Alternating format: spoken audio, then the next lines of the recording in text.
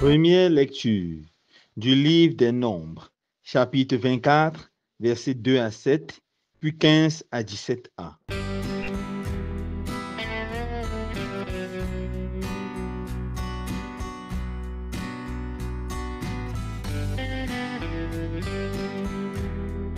En ces jours-là, levant les yeux, le prophète païen Balaam vit Israël qui campait, rangé par tribu. L'Esprit de Dieu fut sur lui et il prononça ces paroles énigmatiques. Oracle de Balaam, fils de Béor, oracle de l'homme au regard pénétrant, oracle de celui qui entend les paroles de Dieu. Il voit ce que le puissant lui fait voir. Il tombe en extase et ses yeux s'ouvrent. Que tes tentes sont belles, Jacob, et tes demeures, Israël.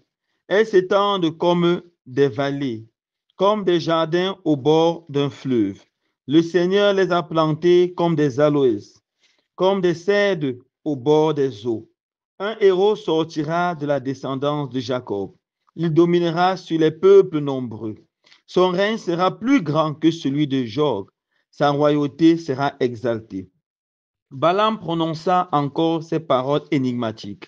Oracle de Balaam, fils de Béor, oracle de l'homme au regard pénétrant, oracle de celui qui entend les paroles de Dieu, qui possède la science du Très-Haut.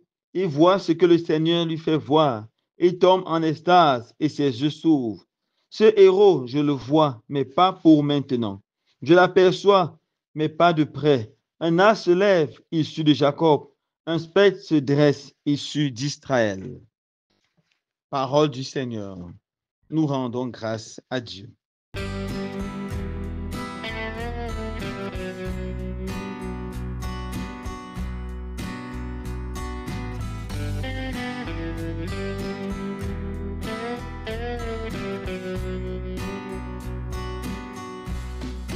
Frères et sœurs bien-aimés, nous continuons notre marche vers la fête de Noël, vers l'accueil de celui qui vient, le Messie, le Seigneur des Seigneurs.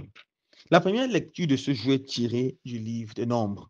Pour bien la comprendre, permettez-moi de la situer dans son contexte. Le peuple d'Israël est en marche vers la terre promise et doivent traverser un territoire païen, le territoire des Moab. Alors le Balak, roi des Moab, va faire venir Aram, va faire venir Balaam, loin d'Aram.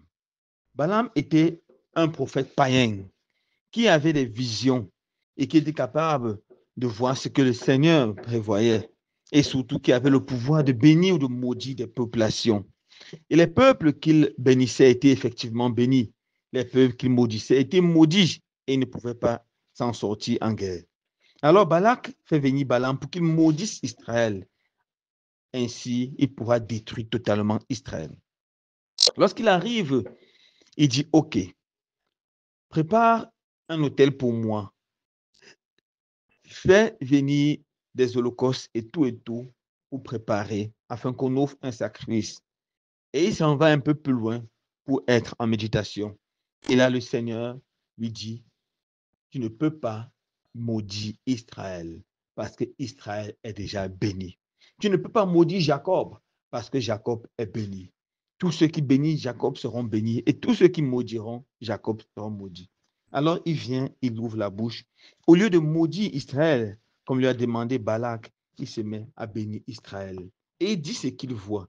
Il voit un peuple grand, un peuple puissant, un peuple nombreux. Et surtout, il voit au milieu de ce peuple un homme puissant s'élever qui régnera pour toujours. Un règne sans fin. Un prince de la paix, un roi, un seigneur. Et il dit toujours, ce n'est pas pour aujourd'hui que celui-là s'élèvera, c'est pour les temps à venir. Celui qui était supposé maudire Israël annonce qu'Israël sera le peuple le plus béni de toute la terre, car d'Israël sortira le sauveur du monde, le Seigneur des seigneurs, le roi des rois, Jésus Nazareth. Voilà les paroles de ce prophète païen. Oui, mon frère, ma soeur, Jésus est pour notre temps. Jésus est pour notre époque. Jésus veut naître dans ton cœur et dans ta vie à Noël. Jésus veut régner comme ton seul Seigneur et comme seul roi. Il veut t'apporter la paix, la joie, le bonheur. Il veut t'apporter le plein épanouissement. Il veut t'apporter la vraie joie, la joie qui ne passera jamais, comme le voyait déjà hier dans le dimanche de la joie. Es-tu prêt pour l'accueillir? Qu'est-ce qui t'empêche encore d'accueillir ce roi qui vient? Est-ce que c'est un péché? Si c'est un péché, n'hésite pas, va te confesser cette semaine. Confesse ton péché au Seigneur. Demande pardon au Seigneur. Si c'est un manque de pardon contre un frère, une soeur, un ami, un parent ou un voisin qui t'a blessé, demande à Jésus la force et la grâce de pardonner et pardonne. Ce pardon te donnera la paix et te disposera pour accueillir le roi et Seigneur de la paix. Est-ce que c'est encore l'égoïsme? Regarde ce que tu es attaché. Donne-le aux pauvres. Partage avec quelqu'un. Aide un enfant qui n'aura pas de joie en Noël. Aide un enfant qui ne pourra pas manger en Noël. Peut-être dans ta famille, peut-être dans ton voisinage, peut-être un déplacé interne, anglophone ou je ne sais qui. Mon frère, fais un acte de charité et le Seigneur viendra dans ta vie, viendra dans ton cœur. Le Seigneur vient. Il vient apporter la joie, la paix, le bonheur et la prospérité.